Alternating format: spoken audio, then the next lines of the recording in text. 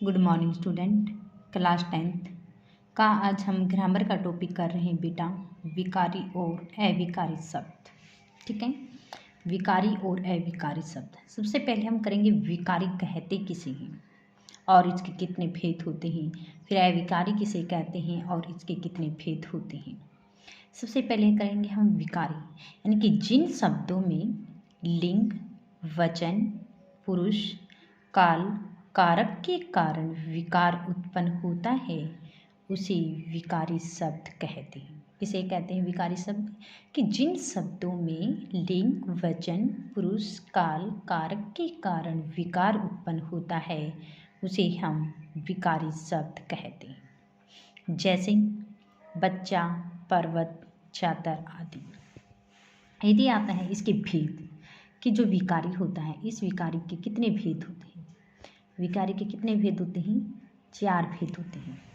भी 4 भेद कौन कौन से होते हैं? 4 भेद कौन कौन से होता है इसने? कि संख्या का एक अलग टॉपिक है हमारा, सर्वनाम,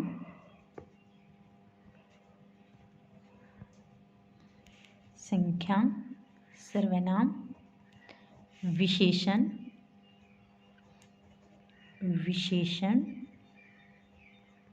और क्रिया। ठीक है, और क्रिया।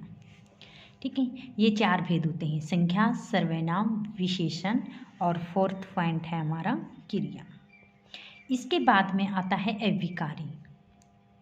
अविकारी कहते हैं, इसके बाद में करेंगे हम संख्या के पूरे उस पे टॉपिक और सर्वनाम का, विशेषण और क्रिया पर। आज सिर्फ हम विकारी और अविकारी के बारे में ही करेंगे।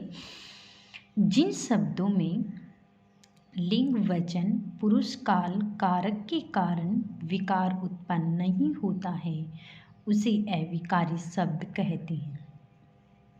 उसे क्या कहते हैं? अविकारी शब्द कहते हैं। जैसे यथा, किंतु, उतना आदि।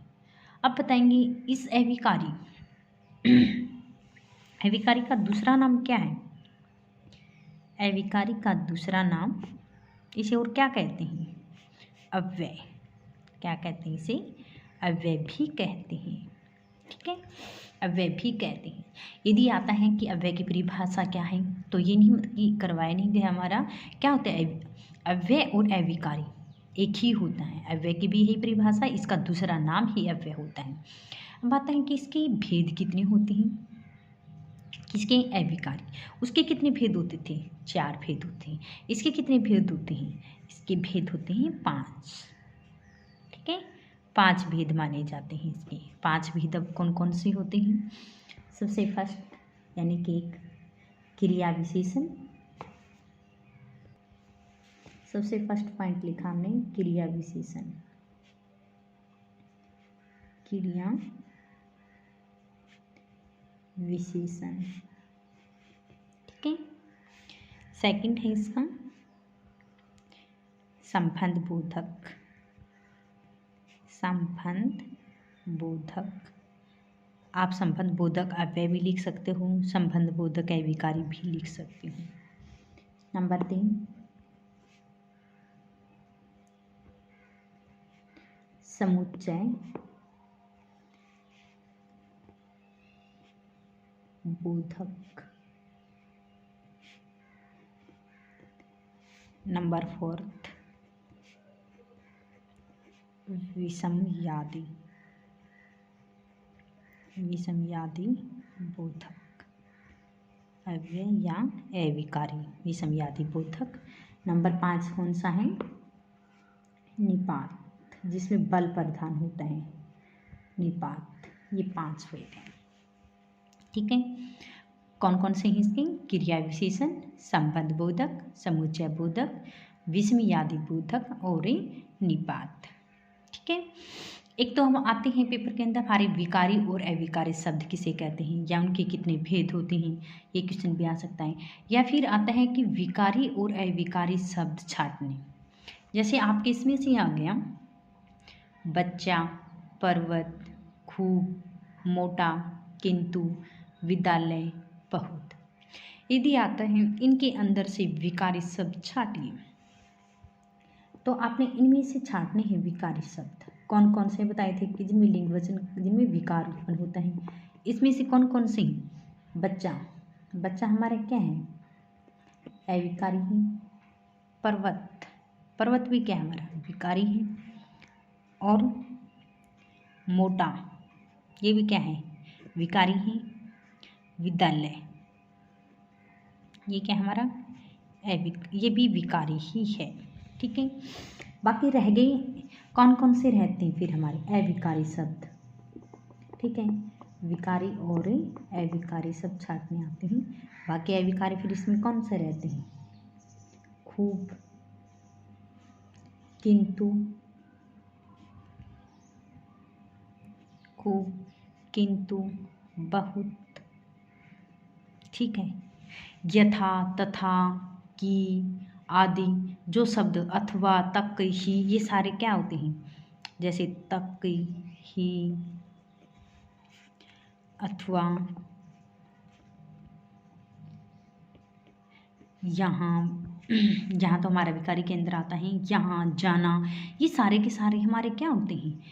अविकारी ही हैं।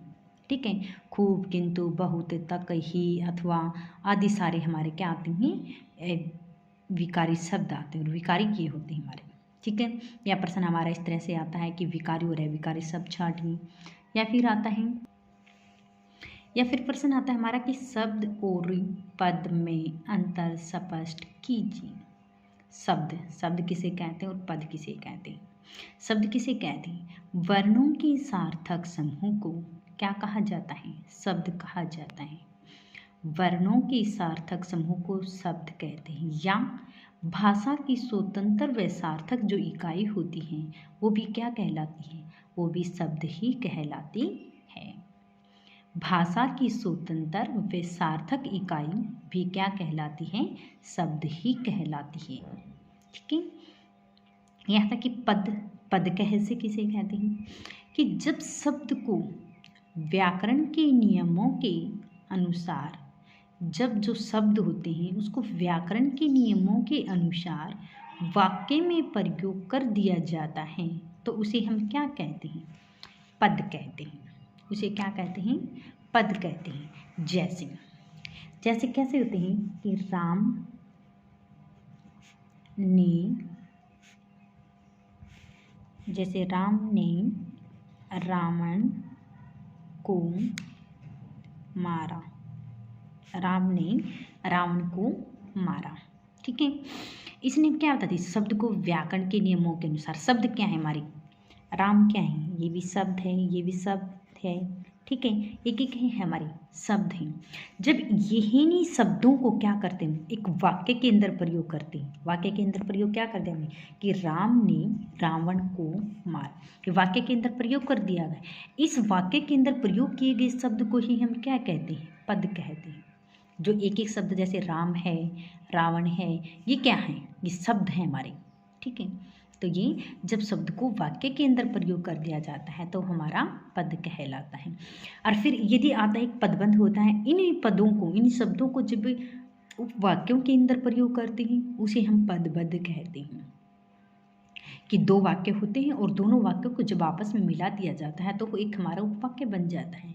उस उपवाक्य को क्या कहते हैं? पदबंध कहते हैं।